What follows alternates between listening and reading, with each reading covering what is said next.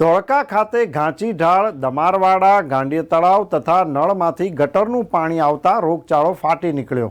નગરપાલિકા અને આરોગ્ય વિભાગ ક્યારે કાર્યવાહી કરશે તેની હવે રાહ જોવાઈ રહી છે। ધોળકા નગરપાલિકા સંચાલિત મેનાબેન ટાવર 4 રસ્તા પાસે આવેલા મ્યુનિસિપલ બોરમાંથી છેલ્લા 5 દિવસથી ઘાંચી ઢાળ, બાબુડી ચોક, દમારવાડા, ગડિતવાડામાં વિતરણ કરવામાં આવતું પાણી અત્યંત દૂષિત આવે છે। નળમાંથી ગટરનું પાણી આવે છે। વેપારી વાડના નાકે પાણીની પાઇપલાઇનમાં પંચર પડ્યું હતું, જેને રિપેર કરવા ખાડો ખોદ્યો છે। આ ખાડામાંથી પાણીની પાઇપલાઇનમાં ગટરનું દૂષિત પાણી જાય છે। સ્થાનિક રહીશો દૂષિત પાણીના કારણે ત્રાહિમામ પોકારી ગયા છે।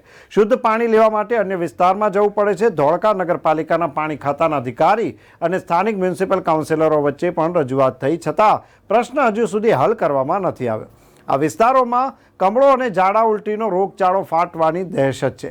સ્થાનિકો ધોળકા નગરપાલિકા અને આરોગ્ય વિભાગ આ બાબતે ગંભીરતાથી લઈને દૂષિત પાણીનો પ્રશ્ન હલ કરે તે જરૂરી છે।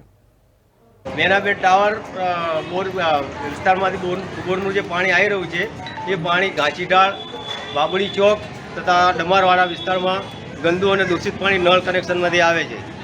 આ દરમિયાન અમે વારંવાર નગરપાલિકામાં રજૂઆત કરી, મ્યુનિસિપલ કાઉન્સિલરોને જે વિસ્તારના કાઉન્સિલરો છે એમને રજૂઆત કરી, તે છતાં પણ તેનો કોઈ નિકાલ આવતો નથી અને અમને ડર છે કે આ વિસ્તારની અંદર રોગચાળો ફેલાઈ શકે છે। તો જો કોલેરા, કમળા એના રોગચાળો ફેલાઈ શકે છે। તેથી અમે નગરપાલિકાને વિનંતી કરીએ છીએ કે આનો જેમ બને એમ જલ્દી નિકાલ લાવે અને આરોગ્ય ખાતાને પણ અમે વિનંતી કરીએ છીએ કે આવીને અમારા તપાસ કરે છે।